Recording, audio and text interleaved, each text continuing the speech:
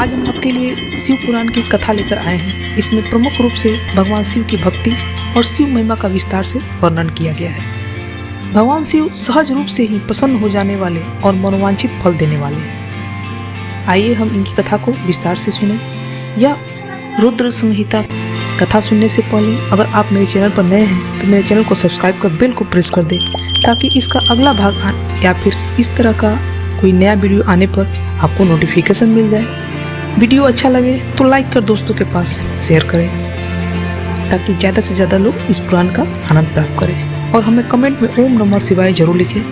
रुद्र संहिता का पिछला एपिसोड आप मेरे चैनल के प्लेलिस्ट में जाकर सुन सकते हैं। चलिए कथा शुरू करते हैं। श्री शिव पुराण श्री रुद्र संहिता तृतीय खंड 14वां अध्याय।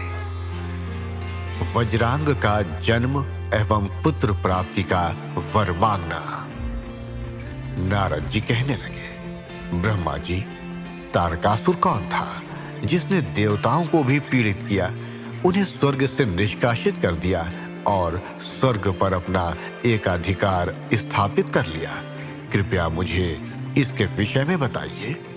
ब्रह्मा जी बोले, हे मुनि नारद, मरीचि के पुत्र कश्यप मुनि थे। उनकी 13 स्त्रियां थीं, जिसमें सबसे बड़ी दिति थी। उसमें हिरण्यकशिपु तथा हिरण्याक्ष नामक 2 पुत्र हुए। हिरण्यकशिपु तथा हिरण्याक्ष को श्री हरि विष्णु ने वाराह तथा नरसिंह का रूप धारण करके मार दिया था।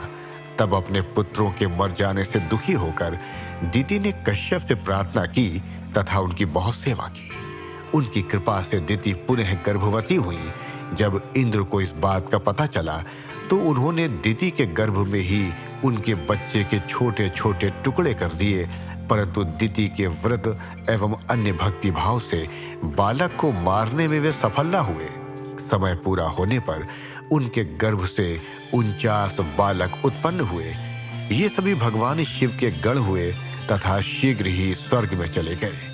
तत्पश्चात दिति पुनः अपने पति कश्यप मुनि के पास गई और उनसे पुनः मां बनने के विषय में कहने लगी। तब कश्यप मुनि ने कहा, हे प्रिय दिति, अपना तन मन शुद्ध कर भक्ति भाव से तपस्या करो। 10,000 वर्ष बीतने के पश्चात तुम्हें तुम्हारी इच्छा के अनुरूप पुत्र की प्राप्ति होगी। ये सुनकर दिति ने श्रद्धा पूर्वक 10,000 वर्षों तक कठोर तपस्या की। तपस्या के उपरांत पुनः वे अपने घर लौट आई। तब कश्यप मुनि की कृपा से दिति गर्भवती हुई। इस बार उन्होंने एक अत्यंत पराक्रमी और बलवान पुत्र को जन्म दिया। इस पुत्र का नाम वज्रांग था। वज्रांग दिति की इच्छा के अनुरूप ही था। दिति इंद्र द्वारा किए गए छल कपट से बहुत दुखी थी और उनसे बदला लेने के लिए अपने पुत्र वज्रांग को देवताओं से युद्ध करने की आज्ञा दी। वज्रांग और सभी देवताओं का बहुत भयानक युद्ध हुआ। तत्पश्चात वीर और पराक्रमी वज्रांग ने अपनी माता के आशीर्वाद से सभी देवताओं को परास्त कर दिया और स्वर्ग का राज्य हथिया कर वहां का राजा बन गया। सभी देवता उसके अधीन हो गए। तब ये देखकर दिति को बहुत प्रसन्नता हुई। एक दिन कश्यप मुनि के साथ मैं स्वयं वज्रांग के पास गया। मैंने वज्रांग से अनुरोध किया कि वे देवताओं को इंद्र की गलती की सजा न दें तथा इंद्र सहित सभी देवताओं को क्षमा कर दें। मेरे इस प्रकार कहने पर वज्रांग बोला, हे ब्रह्मान, मुझे राज्य का कोई लोभ नहीं है। मैंने इंद्र की दुष्टता के कारण ही ऐसा किया है। इंद्र ने मेरी माता के गर्भ में घुसकर मेरे भाइयों को मारने का प्रयत्न किया था। तभी मैंने इंद्र के राज्य को जीतकर उसे स्वर्ग से निष्कासित कर दिया है। भगवान, मुझे भोग विलास की कोई इच्छा नहीं है। इंद्र सहित सभी देवता अपने अपने कर्मों का फल भोग चुके हैं। अब मैं स्वर्ग का राज्य इंद्र को वापस सौंप सकता हूँ। मैंने अपनी माता की आज्ञा मानकर यह सब किया है। प्रभु, आप मुझे सार तत्व का उपदेश दें जिससे मुझे सुख की प्राप्ति हो। वज्रांग के उद्देश्य को उत्तम जानकर मैंने उसे सात्विक तत्व के बारे में समझाया। फिर मैंने एक सुंदर व गुणी स्त्री उत्पन्न की और उसका विवाह वज्रांग से करा दिया। वज्रांग ने अपने सभी बुरे विचारों को त्याग दिया, परंतु उसकी पत्नी के हृदय में बुरे विचारों का ही मानो साम्राज्य था। उसकी पत्नी ने उसकी बहुत सेवा की। तब प्रसन्न होकर वज्रांग ने कहा, हे प्राण प्रिया, तुम क्या चाहती हो, मुझे बताओ, मैं तुम्हारी इच्छाएं अवश्य ही पूरी करूंगा। ये सुनकर वो परम सुंदरी बोली, पतिदेव, यदि आप मेरी सेवा से प्रसन्न हैं तो कृपया मुझे इस त्रिलोकी को जीतने वाला महापराक्रमी और बलवान पुत्र प्रदान करिए, जो ऐसा बलवान हो कि समस्त देवता उससे भयभीत रहें। अपनी पत्नी के ऐसे वचन सुनकर वज्रांग सोच में डूब गया, क्योंकि वे स्वयं देवताओं में से किसी प्रकार का कोई बैर नहीं रखना चाहता था, परंतु उसकी पत्नी देवताओं के साथ शत्रुता बढ़ाना चाहती थी। वज्रांग सोचने लगा कि यदि सिर्फ अपनी पत्नी की इच्छा को सर्वोपरि मानकर उसे पूरा कर दिया तो सारे संसार सहित देवताओं एवं मुनियों को दुख उठाना पड़ेगा, और यदि पत्नी की इच्छा को पूरा नहीं किया तो मैं नरक का भागी बनूंगा। तब इस धर्म संकट में पड़ने के बाद उसने अपनी पत्नी की अभिलाषा को पूरा किया। अपनी पत्नी की इच्छा अनुसार पुत्र प्राप्त करने हेतु वज्रांग ने बहुत वर्षों तक कठोर तपस्या की। मुझसे वर प्राप्त कर अत्यंत हर्षित होता हुआ वज्रांग अपनी पत्नी को पुत्र प्रदान करने हेतु अपने लोक में चला गया। 15वां अध्याय, तारकासुर का जन्म व उसका तप। ब्रह्मा जी बोले, हे मुनि श्रेष्ठ नारद, कुछ समय बाद वज्रांग की पत्नी गर्भवती हो गई। समय पूर्ण होने पर उसकी पत्नी ने एक पुत्र को जन्म दिया। वह बालक बहुत लंबा चौड़ा था, उसका शरीर बहुत अधिक विशाल था, वह अत्यंत शक्तिशाली और पराक्रमी था। उसके जन्म के समय सारे संसार में कोहराम मच गया, चारों ओर उपद्रव होने लगे, आकाश में भयानक बिजलियां चमकने लगीं तथा चारों दिशाओं में भयंकर गर्जनाएं होने लगीं। धरती पर भूकंप आ गया, पहाड़ कांपने लगे, नदी सरोवर का जल जोर जोर से उछलने लगा, चारों ओर आंधियां चलने लगीं, सूर्य को राहु ने निगल लिया और चारों ओर अंधकार छा गया। उसके जन्म के समय के ऐसे अशुभ लक्षणों को देखते हुए कश्यप मुनि ने उसका नाम तारक रखा। तारक का जन्म हो जाने पर वज्रांग के घर ही उसका लालन पालन होने लगा। थोड़े ही समय में तारक का शरीर और बड़ा हो गया। वह पर्वत के समान विशाल और विकराल होता जा रहा था। कुछ समय पश्चात तारक ने अपनी माता और पिता वज्रांग से तपस्या करने की आज्ञा मांगी। तब उसके माता पिता ने प्रसन्नता पूर्वक उसको आज्ञा प्रदान कर दी। साथ ही उसकी माता ने उसे यह आदेश दिया कि वे देवताओं को अवश्य जीते और उन पर अपना आधिपत्य कर स्वर्ग पर अधिकार कर ले। अपनी माता की आज्ञा पाकर वज्रांग का पुत्र तारक तपस्या करने के लिए मधुवन चला गया। वहां तारक ने मुझे प्रसन्न करने के लिए कठोर तप करना आरंभ कर दिया। उसने अपने दोनों हाथों को सिर के ऊपर ऊंचा कर लिया और ऊपर की ओर देखने लगा तथा एक पैर पर खड़े होकर एकाग्र मन से 100 वर्ष तक तपस्या करता रहा। उस समय वह केवल जल और वायु से ही अपना जीवन यापन कर रहा था। तत्पश्चात उसने 100 वर्ष जल में, 100 वर्ष थल में, 100 वर्ष अग्नि में रहकर कठिन तप करके मुझे प्रसन्न करने का प्रयत्न किया। फिर 100 वर्ष पृथ्वी पर हथेली धारण करके 100 वर्ष वृक्ष की शाखा को पकड़कर तथा अनेकों प्रकार के दुख सह सह कर वह तप करता रहा। इस तपस्या के प्रभाव से उसके शरीर से तेज निकलने लगा, जिससे देवलोक जलने लगा। ये देखकर सभी देवता घबरा गए। फिर मैं स्वयं तारकासुर के पास वरदान देने के लिए गया। मैंने तारकासुर से कहा, तारक, मैं तुम्हारी इस दुस्सह तपस्या से बहुत प्रसन्न हूँ। तुमने इस प्रकार कठोर तप करके मुझे प्रसन्न किया है। तुम्हारा इसके पीछे क्या प्रयोजन है? निसंकोच मुझे बताओ। मैं तुम्हें तुम्हारा मनोवांछित फल अवश्य प्रदान करूंगा। तुम अपनी इच्छानुसार वर मांगो। ब्रह्मा जी के इन वचनों को सुनकर तारकासुर उनकी स्तुति करने लगा। तत्पश्चात वह बोला, हे विधाता ब्रह्मा जी, अगर आप मेरी तपस्या से प्रसन्न होकर मुझे वरदान देना चाहते हैं तो प्रभु मुझे पहला वर ये दें कि आपके द्वारा बनाई गई इस सृष्टि में मेरे समान कोई भी तेजवान और बलवान ना हो। दूसरा वर ये दे कि मैं अमर हो जाऊं, अर्थात कभी भी मृत्यु को प्राप्त ना हो। तब मैंने कहा कि इस संसार में कोई भी अमर नहीं है, इसलिए तुम इच्छानुसार मृत्यु का वर मांगो। तारक ने अहंकार भरी विनम्रता से निवेदन किया, भगवान, मेरी मृत्यु भगवान शंकर के वीर से उत्पन्न बालक के चलाए हुए शस्त्र से ही हो और कोई मेरा वध न कर पाए। मैंने तारक को उसके मांगे हुए वर प्रदान कर दिए तथा अपने लोक में लौट आया। वर पाकर तारक बहुत खुश था। वह भी वर प्राप्ति का समाचार देने के लिए अपने घर को चला गया। दैत्यों के गुरु शुक्राचार्य ने तारक को असुरों का राजा बना दिया। अब तारक तारकासुर नाम से प्रसिद्ध हो गया। वो तीनों लोकों पर अपना अधिकार स्थापित करना चाहता था, इसलिए सबको पीड़ित कर, उनसे युद्ध कर, उन्हें हराकर सबके राज्यों पर अपना अधिकार करता जा रहा था।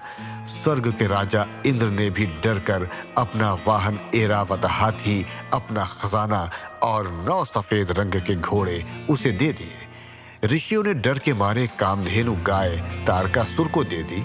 इसी प्रकार अन्य देवताओं ने भी अपनी अपनी प्रिय वस्तुएं तारकासुर को अर्पित कर दी।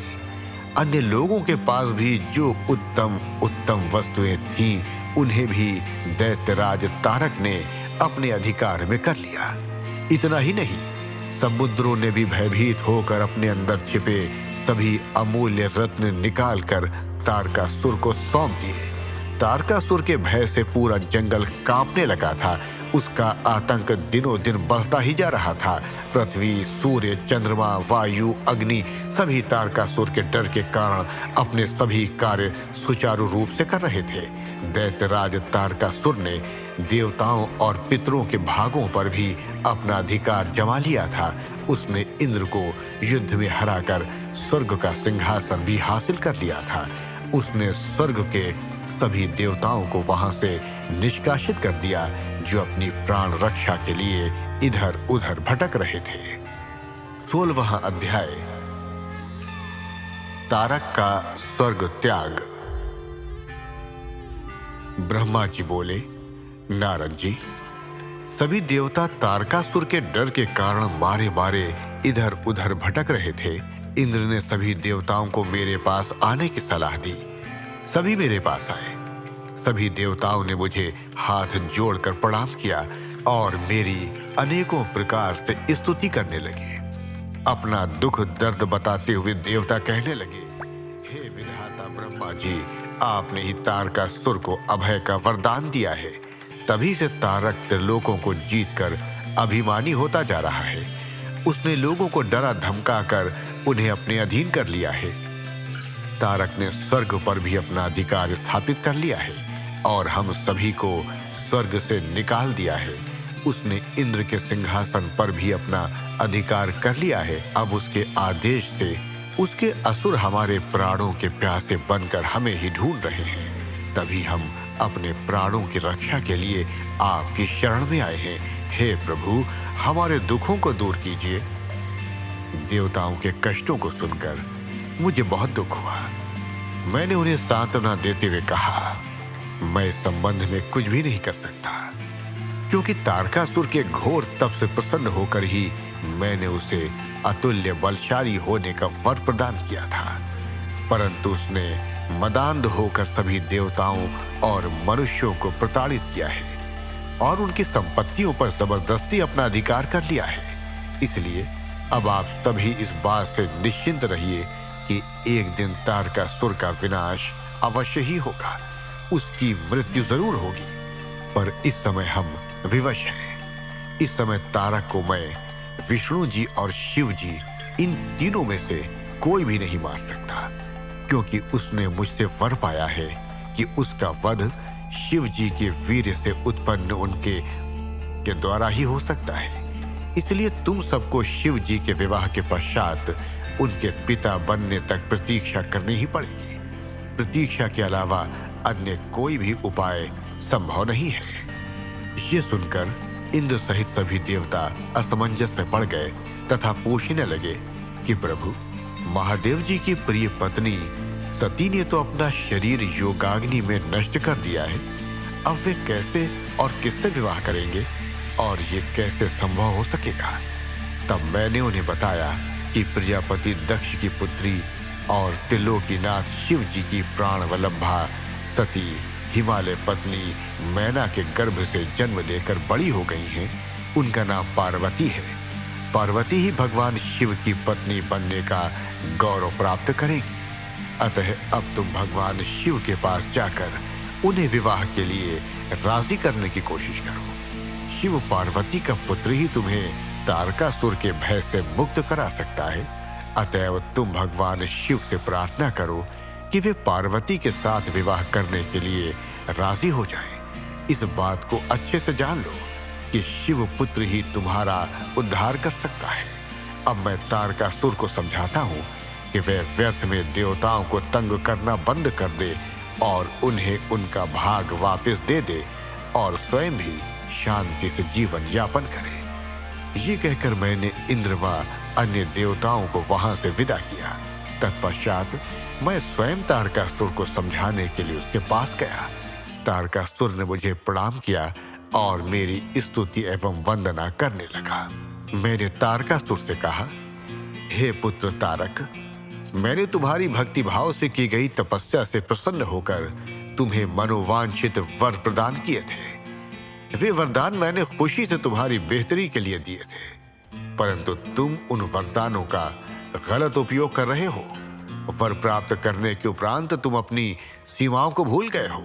अनावश्यक अभिमान के नशे में चूर होकर तुम्हें यह भी याद नहीं रहा कि देवता सर्वथा पूजनीय और वंदनीय होते हैं। तुमने उन्हें भी कष्ट पहुंचाया है, साथ ही उन्हें स्वर्ग से निकालकर बेघर कर दिया है। तुम्हारे सशस्त्र सैनिक अभी भी देवताओं को मारने के लिए ढूंढ रहे हैं। तारकासुर, स्वर्ग पर सिर्फ देवताओं का ही अधिकार है, तो वहां से उन्हें निकालने की तुम्हारी कैसे हिम्मत हुई?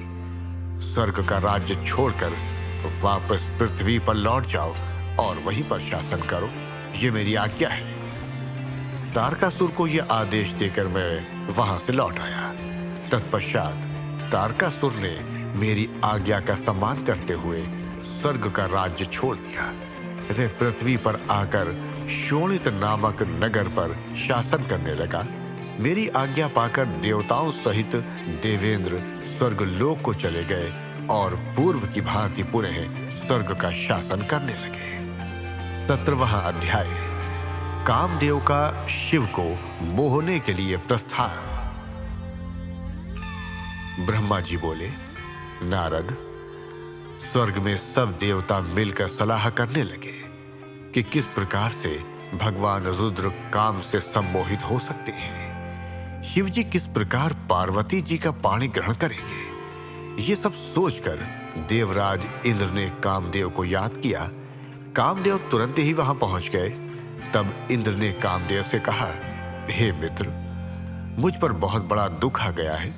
उस दुख का निवारण सिर्फ तुम ही कर सकते हो। हे काम, जिस प्रकार वीर की परीक्षा रणभूमि में स्त्रियों के कुल की परीक्षा पति के असमर्थ हो जाने पर होती है, उसी प्रकार सच्चे मित्र की परीक्षा विपत्ति काल में ही होती है। इस समय मैं भी बहुत बड़ी मुसीबत में फंसा हुआ हूँ और इस विपत्ति से आप ही मुझे बचा सकते हैं। यह कार्य देवहित के लिए है, इसमें कोई संशय नहीं है। देवराज इंद्र की बातें सुनकर कामदेव मुस्कुराए और बोले, हे देवराज, इस संसार में कौन मित्र है और कौन शत्रु, ये तो वाकई देखने की वस्तु है। इसे कहकर कोई लाभ नहीं है। देवराज, मैं आपका मित्र हूं और आपकी सहायता करने की पूरी कोशिश अवश्य ही करूंगा। इंद्रदेव, जिसने आपके पद और राज्य को छीनकर आपको परेशान किया है, मैं उसे दंड देने के लिए आपकी हर संभव मदद अवश्य करूंगा। अतः जो कार्य मेरे योग्य है, मुझे अवश्य बताइए।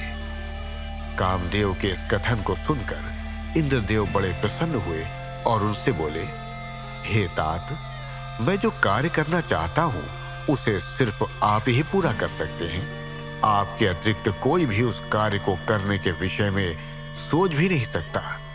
तारक नाम का एक प्रसिद्ध दैत्य है। तारक ने ब्रह्मा जी की घोर तपस्या करके वरदान प्राप्त किया है। तारक अजेय हो गया है। अब वह पूर्णतः निश्चिंत होकर पूरे संसार को कष्ट दे रहा है। वह धर्म का नाश करने को आतुर है। उसने सभी देवी देवताओं और ऋषि मुनियों को दुखी कर रखा है। हम देवताओं ने उससे युद्ध किया, परंतु उस पर अस्त्र शस्त्रों का कोई प्रभाव नहीं पड़ा। यही नहीं, स्वयं श्री हरि का सुदर्शन चक्र भी तारक का कुछ नहीं बिगाड़ सका। मित्र, भगवान शिव के वीर से उत्पन्न हुआ बालक ही तारकासुर का वध कर सकता है। अतः तुम्हें भगवान शिव के हृदय में आसक्ति पैदा करनी है। भगवान शंकर इस समय हिमालय पर्वत पर तपस्या कर रहे हैं और देवी पार्वती अपनी सखियों के साथ मिलकर महादेव जी की सेवा कर रही हैं। ऐसा करने के पीछे देवी पार्वती का उद्देश्य प्रभु शिव को पति रूप में प्राप्त करना है। परंतु भगवान शिव तो परम योगी है। उनका मन सदैव ही उनके वश में है। हे कामदेव, आप कुछ ऐसा उपाय करें कि भगवान शंकर के हृदय में पार्वती का निवास हो जाए और वे उन्हें अपनी प्राण वल्लभा बना उनका पाणी ग्रहण कर ले। आप कुछ ऐसा कार्य करें जिससे देवताओं के सभी कष्ट दूर हो जाएं और हम सभी को तारकासुर नामक दैत्य से हमेशा के लिए छुटकारा मिल जाए। यदि कामदेव आप ऐसा करने में सफल हो जाएंगे तो हम सभी आपके सदैव आभारी रहेंगे। ब्रह्मा जी बोले, नारद, देवराज इंद्र के कथन को सुनकर कामदेव का मुख प्रसन्नता से खिल गया। तब कामदेव देवराज से कहने लगे कि मैं इस कार्य को अवश्य करूंगा। इंद्रदेव को कार्य करने का आश्वासन देकर कामदेव अपनी पत्नी रति और वसंत को अपने साथ लेकर हिमालय पर्वत पर चल दिए, जहां शिव जी तपस्या कर रहे थे। 18वां अध्याय, कामदेव का भस्म होना। ब्रह्मा जी बोले, हे मुनि नारद, कामदेव अपनी पत्नी रति और वसंत ऋतु को अपने साथ लेकर हिमालय पर्वत पर पहुंचे, जहां त्रिलोकीनाथ भगवान शिव शंकर तपस्या में मग्न बैठे थे। कामदेव ने शिव जी पर अपने बाण चलाए। इन बाणों के प्रभाव से शिव जी के हृदय में देवी पार्वती के प्रति आकर्षण होने लगा तथा उनका ध्यान तपस्या से हटने लगा। ऐसी स्थिति देख महायोगी शिव अत्यंत आश्चर्यचकित हुए और मन में सोचने लगे कि मैं क्यों अपना ध्यान एकाग्र चित्त नहीं कर पा रहा हूँ। मेरी तपस्या में ये कैसा विघ्न आ रहा है। अपने मन में ये सोचकर भगवान शिव इधर उधर चारों ओर देखने लगे। जब महादेव जी की दृष्टि दिशाओं पर पड़ी तो वे भी डर के मारे कांपने लगी। तभी भगवान शिव की दृष्टि सामने छिपे हुए कामदेव पर पड़ी। उस समय काम पुनः बाण छोड़ने वाले थे। उन्हें देखते ही शिव जी को बहुत क्रोध आ गया। इतने में काम ने अपना बाण छोड़ दिया, परंतु क्रोधित हुए शिव जी पर उसका कोई प्रभाव नहीं हो सका। वह बाण शिव जी के पास आते ही शांत हो गया। तब अपने बाण को बेकार हुआ देख कामदेव डर से कांपने लगे और इंद्र आदि देवताओं को याद करने लगे। सभी देवतागण वहां आ पहुंचे और महादेव जी को प्रणाम करके उनकी भक्ति भाव से स्तुति करने लगे। जब देवतागण उनकी स्तुति कर ही रहे थे, तभी भगवान शिव के मस्तक के बीचों बीच स्थित तीसरा नेत्र खुला और उसमें से आग निकलने लगी। वे आग आकाश में ऊपर उड़ी और अगले ही पल पृथ्वी पर गिर पड़ी, फिर चारों ओर गोले में घूमने लगी। इससे पूर्व कि इंद्रदेव या अन्य देवता भगवान शिव से क्षमा याचना कर पाते, उस आग ने वहां खड़े कामदेव को जलाकर भस्म कर दिया। कामदेव के मर जाने से देवताओं को बड़ी निराशा व दुख हुआ। वे ये देखकर बड़े व्याकुल हो गए कि काम उनकी वजह से ही शिव जी के क्रोध का भागी बना। कामदेव के अग्नि में जलने का दृश्य देखकर वहां उपस्थित देवी पार्वती और उनकी सखियां भी अत्यंत भयभीत हो गईं। उनका शरीर जड़ हो गया, जैसे शरीर का खून सफेद हो गया हो। पार्वती अपनी सखियों के साथ तुरंत अपने घर की ओर चली गई। कामदेव की पत्नी रति तो मूर्छित होकर गिर पड़ी। मूर्छा टूटने पर वह जोर जोर से विलाप करने लगी, अब मैं क्या करूं, कहां जाऊं? देवताओं ने मेरे साथ बहुत बुरा किया, जो मेरे पति को यहाँ भेजकर शिव जी के क्रोध की अग्नि में भस्म करा दिया। हे स्वामी, हे प्राण प्रिय, यह आपको क्या हो गया? इस प्रकार देवी रति रोती बिलखती हुई अपने सिर के बालों को जोर से नोचने लगी। उनके करुण क्रंदन को सुनकर समस्त चराचर जीव भी अत्यंत दुखी हो गए। तत्पश्चात इंद्र आदि देवता वहां देवी रति को धैर्य देते हुए उन्हें समझाने लगे। देवता बोले, हे देवी, आप अपने पति कामदेव के शरीर की भस्म का थोड़ा सा अंश अपने पास रख लो और अनावश्यक भय से मुक्त हो जाओ। त्रिलोकीनाथ करुणा निधान शिव जी अवश्य ही कामदेव को पुनः जीवित कर देंगे, तब तुम्हें पुनः कामदेव की प्राप्ति हो जाएगी। वैसे भी संसार में सब कुछ पूर्व निश्चित कर्मों के अनुसार ही होता है, अतः आप दुख को त्याग दें, भगवान शिव अवश्य ही कृपा करेंगे। इस प्रकार देवी रति को अनेक आश्वासन देकर सभी देवता शिव जी के पास गए और उन्हें प्रणाम करते हुए कहने लगे, हे भक्त वत्सल, हे त्रिलोकीनाथ, भगवान आप कामदेव के ऊपर ही अपने क्रोध पर पुनः विचार अवश्य करिए।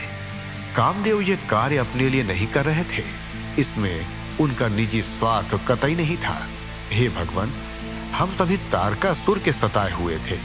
उसने हमारा राज्य छीनकर हमें स्वर्ग से निष्कासित कर दिया था, इसलिए तारकासुर का विनाश करने के लिए ही कामदेव ने यह कार्य किया था। आप कृपा करके अपने क्रोध को शांत करें और रोती बिलखती कामदेव की पत्नी रति को समझाने की कृपा करें, उसे सांत्वना दें, अन्यथा हम यही कहेंगे कि आप हम सभी देवताओं और मनुष्यों का संहार करना चाहते हैं। हे प्रभु, कृपा कर रति का शोक दूर करें। तब सदाशिव बोले, हे देवगणों, हे ऋषियों, मेरे क्रोध के कारण मैंने कामदेव को अपने तीसरे नेत्र से भस्म कर दिया है। जो कुछ हो गया है उसको अब बदला नहीं जा सकता, परंतु कामदेव का पुनर्जन्म अवश्य होगा। जब विष्णु भगवान श्री कृष्ण का अवतार लेंगे और रुक्मणी को अपनी पत्नी के रूप में स्वीकारेंगे, तब देवी रुक्मणी के गर्भ से श्री कृष्ण के पुत्र के रूप में कामदेव जन्म लेंगे। उस समय कामदेव प्रद्युम्न नाम से जाने जाएंगे। प्रद्युम्न के जन्म के तुरंत बाद ही शंबर नाम का असुर उसका अपहरण कर लेगा और उसे समुद्र में फेंक देगा। रति, तब तक तुम्हें शंबर के नगर में ही निवास करना होगा। वहीं पर तुम्हें अपने पति कामदेव की प्रद्युम्न के रूप में प्राप्ति होगी। वहीं पर प्रद्युम्न के द्वारा शंबरासुर का वध होगा। भगवान शिव की बात सुनकर देवताओं ने प्रसन्नता पूर्वक उन्हें प्रणाम किया और बोले, हे देवाधिदेव महादेव करुणा निधान, आप कामदेव को जीवन दान दें और कामदेव के पुनर्जन्म तक देवी रति के प्राणों की रक्षा करें। देवताओं की ये बात सुनकर करुणा निधान भगवान शिव ने कहा कि मैं कामदेव को अवश्य ही जीवित कर दूंगा। वह मेरा गण होकर आनंद पूर्वक जीवन व्यतीत करेगा। अब तुम सब निश्चिंत होकर अपने अपने धाम को जाओ। ऐसा कहकर महादेव जी भी वहां से अंतर्धान हो गए। उनके कहे वचनों से देवताओं की सभी शंकाएं दूर हो गईं। तत्पश्चात देवताओं ने कामदेव की पत्नी रति को अनेकों आश्वासन दिए और फिर अपने धाम को चले गए। देवी रति भी शिव आज्ञा के अनुसार शंबर नगर को चली गई और वहां पहुंचकर अपने प्रियतम के प्रकट होने की प्रतीक्षा करने लगी। 19वां अध्याय, शिव क्रोधाग्नि की शांति। ब्रह्मा जी बोले, हे नारद जी, जब भगवान शंकर ने अपना तीसरा नेत्र खोलकर उसकी अग्नि से कामदेव को भस्म कर दिया, तो इस त्रिलोक के सभी चराचर जीव डर के मारे कांपने लगे और भय मुक्ति और महादेव जी के क्रोध को शांत कराने के लिए मेरे पास बड़ी आशा के साथ आए। तब उन्होंने मुझे अपने कष्टों और दुखों से अवगत कराया। तब सब कुछ जानकर मैं भगवान शंकर के पास पहुंचा। वहां पहुंचकर मैंने देखा कि भगवान शंकर का क्रोध 7वें आसमान पर था। वे भयंकर क्रोध की अग्नि में जल रहे थे। मैंने उस धधकती अग्नि को शिव जी की कृपा से अपने हाथ में पकड़ लिया और समुद्र के पास जा पहुंचा।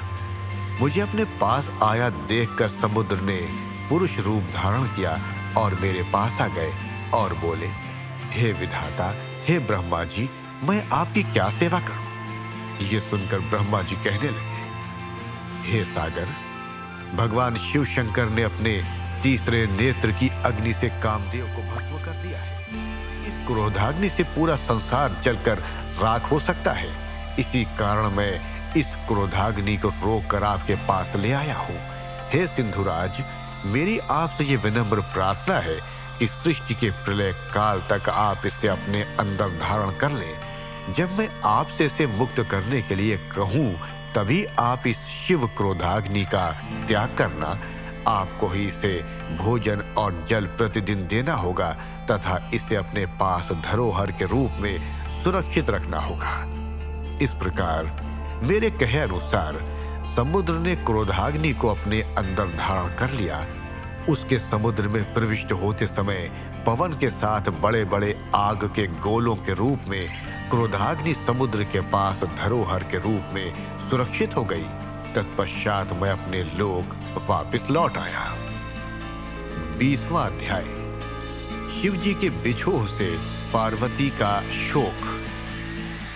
ब्रह्मा जी कहते हैं, नारद, जब भगवान शिव ने अपना तीसरा नेत्र खोलकर उसकी अग्नि से कामदेव को भस्म कर दिया, तब मैंने उस क्रोधाग्नि से भयभीत देवताओं सहित सभी प्राणियों को भय से मुक्त कराने के लिए उस अग्नि को शिव की आज्ञा से पकड़ लिया और मैं उसे लेकर समुद्र तट की ओर चल पड़ा। समुद्र को उस क्रोधाग्नि को सौंप कर मैं वापस अपने धाम लौट गया। तब पूरा जगत भय मुक्त होकर पहले की भांति प्रसन्न हो गया। नारद जी ने ब्रह्मा जी से पूछा, हे दयानिधे, आप मुझे ये बताइए कि कामदेव के भस्म हो जाने पर पार्वती देवी ने क्या किया?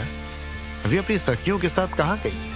हे प्रभु, कृपया मुझे इस बारे में भी बताइए। नारद जी के ये वचन सुनकर ब्रह्मा जी बोले, भगवान शंकर के तीसरे नेत्र से उत्पन्न अग्नि ने जब कामदेव को जलाकर भस्म कर दिया, तब पूरा आकाश गूंजने लगा। ये दृश्य देखकर देवी पार्वती और उनकी सखियां डरकर अपने घर को चली गई। वहां पहुंचकर पार्वती जी ने सारा हाल अपने माता पिता को बताया, जिसे सुनकर उन्हें बड़ा आश्चर्य हुआ। अपनी पुत्री को विवहल देखकर हिमालय को बहुत दुख हुआ। हिमालय ने पार्वती के आंसुओं को पोंछकर कहा, पार्वती, डरो मत और रो मत। तब हिमालय ने अपनी पुत्री को अनेकों प्रकार से सांत्वना दी। कामदेव को भस्म करने के उपरांत शिव जी वहां से अंतर्धान हो गए। तब शिव जी को वहां न पाकर पार्वती अत्यंत व्याकुल हो गई। उनकी नींद और चैन जाते रहे। वे दुखी और बेचैन रहने लगी। उन्हें कहीं भी सुख शांति का अनुभव नहीं होता था। तब उन्हें अपने रूप के प्रति भी शंका होती थी। पार्वती सोचती कि क्यों मैंने अपनी सखियों द्वारा समझाने पर भी कभी ध्यान नहीं दिया।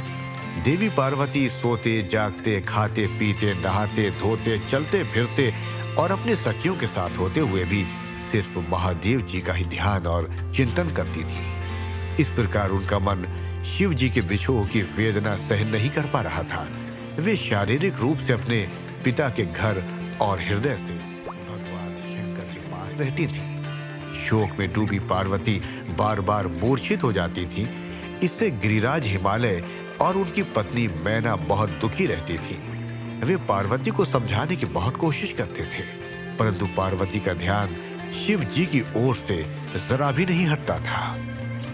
हे देवा ऋषि नारद, एक दिन देवराज इंद्र की इच्छा से आप घूमते हुए हिमालय पर्वत पर आए। तब शैलराज हिमालय ने आपका बहुत आदर सत्कार किया और आपका कुशल मंगल पूछा।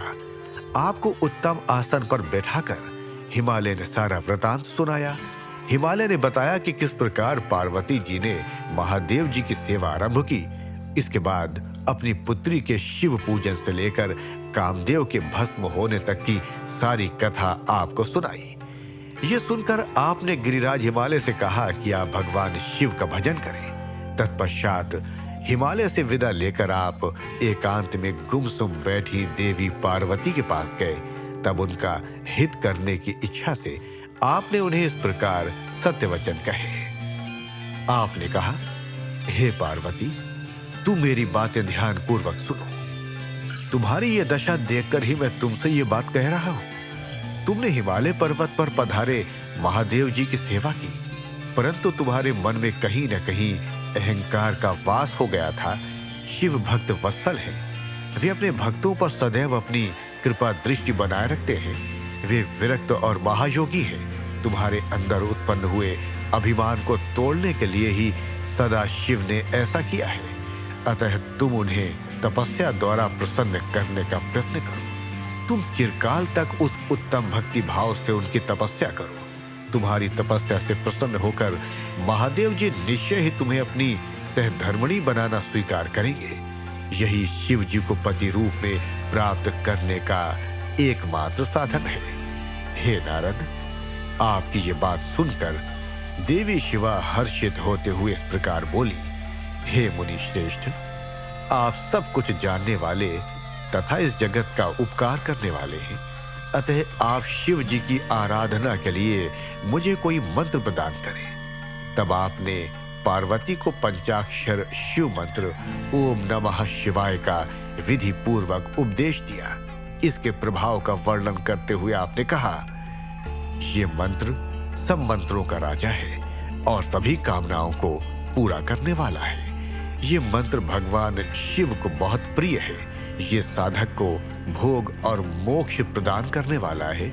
इस पंचाक्षर मंत्र का विधि पूर्वक व नियम पूर्वक जाप करने से शिव जी के साक्षात दर्शन होते हैं। देवी, इस मंत्र का विधि पूर्वक जाप करने से तुम्हारे आराध्य देव करुणा निधान भगवान शिव शीघ्र ही तुम्हारे समक्ष प्रकट हो जाएंगे।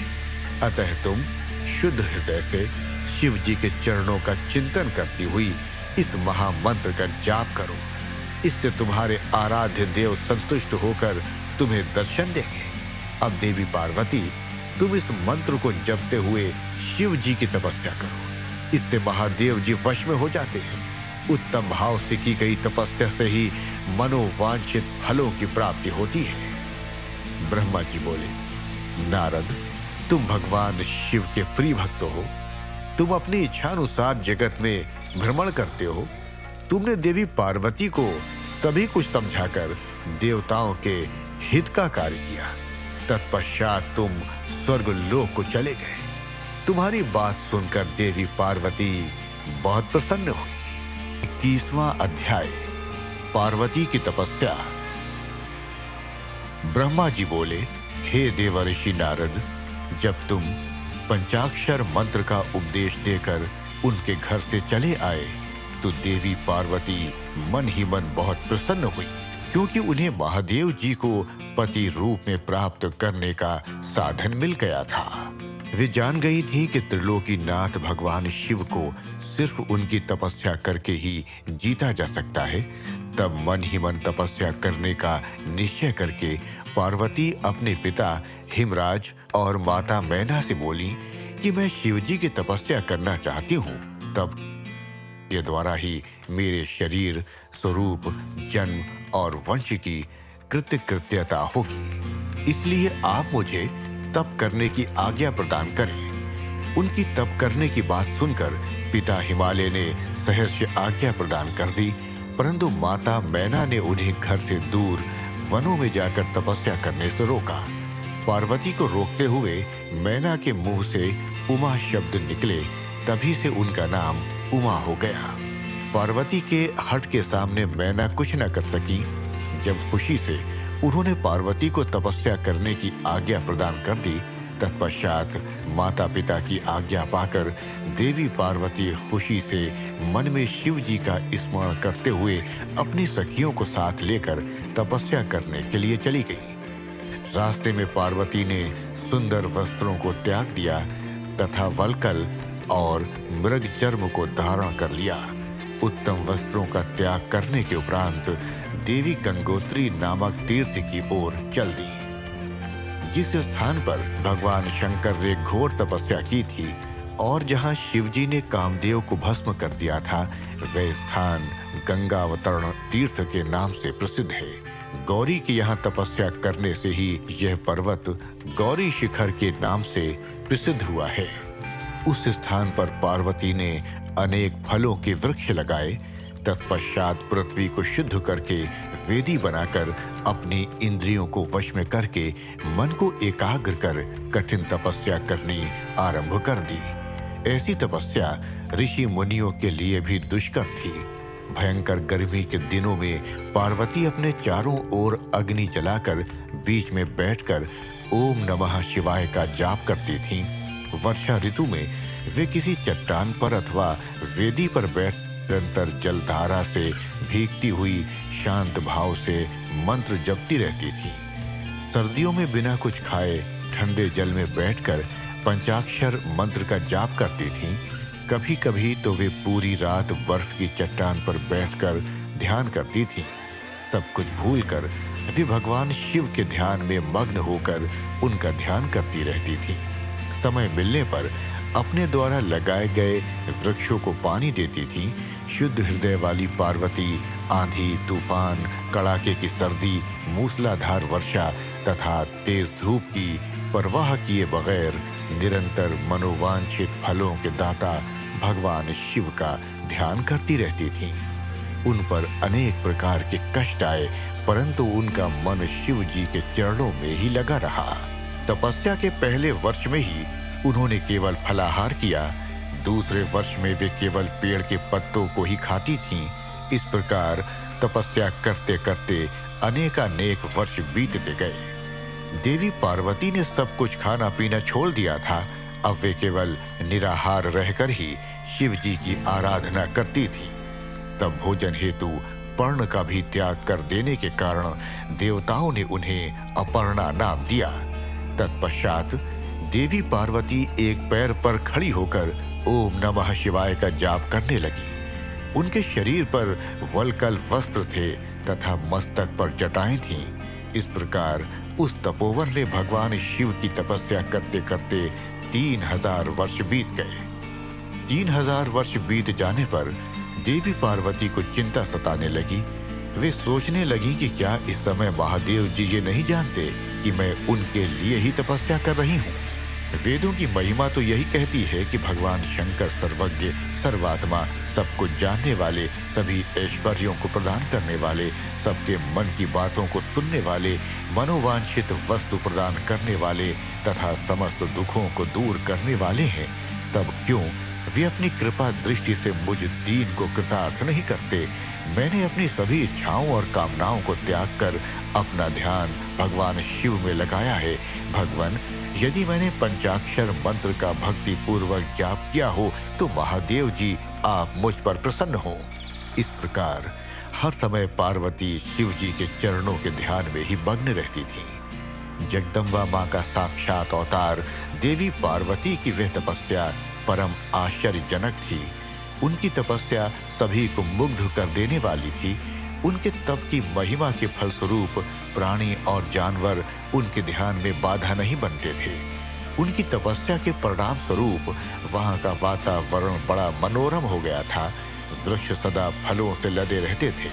विभिन्न प्रकार के सुंदर सुगंधित फूल हर समय वहां खिले रहते थे। वे स्थान कैलाश पर्वत की सी शोभा पा रहा था तथा पार्वती की तपस्या की सिद्धि का साकार रूप बन गया था। 22वां अध्याय, देवताओं का शिव जी के पास जाना। ब्रह्मा जी कहते हैं, मुनीश्वर, भगवान शिव को पति रूप में प्राप्त करने के लिए पार्वती को तपस्या करते करते अनेक वर्ष बीत गए, परंतु भगवान शिव ने उन्हें वरदान तो दूर अपने दर्शन तक न दिए। तब पार्वती के पिता हिमाचल, उनकी माता मैना और मेरु एवं मंदरांचल ने आकर पार्वती को बहुत समझाया तथा उनसे वापस घर लौट चलने का अनुरोध किया। तब उन सब की बात सुनकर देवी पार्वती ने विनम्रता पूर्वक कहा, हे पिताजी और माताजी, क्या आप लोगों ने मेरे द्वारा की गई प्रतिज्ञा को भुला दिया है? मैं भगवान शिव को अवश्य ही अपनी तपस्या द्वारा प्राप्त करूंगी। आप निश्चिंत होकर अपने घर लौट जाएं। इसी स्थान पर महादेव जी ने क्रोधित होकर कामदेव को भस्म कर दिया था और वनों को अपने क्रोधाग्नि में भस्म कर दिया था। उन त्रिलोकीनाथ भगवान शंकर को मैं अपनी तपस्या द्वारा यहाँ बुलाऊंगी। आप सभी ये जानते हैं कि भक्त वत्सल भगवान शिव को केवल भक्ति से ही वश में किया जा सकता है। अपने पिता, माता और भाइयों से ये वचन कहकर देवी पार्वती चुप हो गई। उन्हें समझाने आए उनके सभी परिजन उनकी प्रशंसा करते हुए वापस अपने घर लौट गए। अपने माता पिता के लौटने के पश्चात देवी पार्वती दुगने उत्साह के साथ पुनः तपस्या करने में लीन हो गईं। उनकी अद्भुत तपस्या को देखकर सभी देवता, असुर, मनुष्य, मुनि आदि सभी चराचर प्राणियों सहित पूरा त्रिलोक संतृप्त हो उठा। देवता समझ नहीं पा रहे थे कि पूरी प्रकृति क्यों उद्विग्न और अशांत है। ये जानने के लिए इंद्र व सब देवता गुरु बृहस्पति के पास गए। तत्पश्चात वे सभी मुझ विधाता की शरण में सुमेरु पर्वत पर पहुंचे। वहां पहुंचकर उन्होंने मुझे हाथ जोड़कर प्रणाम किया तथा मेरी स्तुति की। तब वे मुझसे पूछने लगे कि प्रभु, इस जगत के संतृप्त होने का क्या कारण है? उनका ये प्रश्न सुनकर मैंने त्रिलोकीनाथ भगवान शिव के चरणों का ध्यान करते हुए ये जान लिया कि जगत में उत्पन्न हुआ दाह देवी पार्वती द्वारा की गई तपस्या का ही परिणाम है।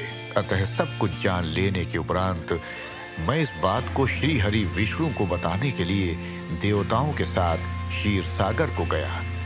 वहां श्री हरि सुखद आसन पर विराजमान थे। मुझ सहित सभी देवताओं ने विष्णु जी को प्रणाम कर उनकी स्तुति करना आरंभ कर दिया।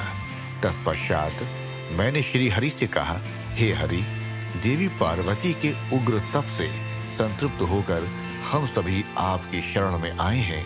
हम सब की रक्षा कीजिए भगवान, हमें बचाइए। हमारी करुण पुकार सुनकर शेष शैया पर बैठे श्री हरि बोले, आज मैंने देवी पार्वती की इस घोर तपस्या का रहस्य जान लिया है, परंतु उनकी इच्छा को पूरा करना हमारे वश की बात नहीं है। अतः हम सब मिलकर त्रिलोकीनाथ भगवान शिव के पास चलते हैं। केवल वे ही हैं जो हमें इस विकट स्थिति से उबार सकते हैं। देवी पार्वती तपस्या के माध्यम से भगवान शिव को पति रूप में प्राप्त करना चाहती हैं। इसलिए भगवान शिव से ये प्रार्थना करनी चाहिए कि वे देवी पार्वती से विधिवत विवाह कर लें। हम सभी को इस विश्व का कल्याण करने के लिए भगवान शिव से पार्वती का पाणी ग्रहण करने का अनुरोध करना चाहिए। भगवान विष्णु की बात सुनकर सभी देवता भयभीत होते हुए बोले, भगवान शिव बहुत क्रोधी और हठी हैं। उनके नेत्र काल की अग्नि के समान दीप्त हैं। हम भूलकर भी भगवान शंकर के पास नहीं जाएंगे। उनका क्रोध सहा नहीं जाएगा। उन्होंने कामदेव को भस्म कर दिया था।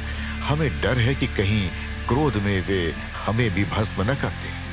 हे नारद, इंद्रादि देवताओं की बात सुनकर लक्ष्मीपति श्री हरि बोले, तुम सब मेरी बातों को ध्यान पूर्वक सुनो। भगवान शिव समस्त देवताओं के स्वामी और भयों का नाश करने वाले हैं। तुम सबको मिलकर कल्याणकारी भगवान शिव की शरण में जाना चाहिए। भगवान शंकर पुराण पुरुष, सर्वेश्वर और परम तपस्वी हैं। हमें उनकी शरण में जाना ही चाहिए। भगवान विष्णु के इन वचनों को सुनकर सब देवता त्रिलोकीनाथ भगवान शिव का दर्शन करने के लिए उस स्थान की ओर चल पड़े जहां महादेव जी तपस्या कर रहे थे। उस मार्ग में ही देवी पार्वती उत्तम तपस्या में लीन थीं।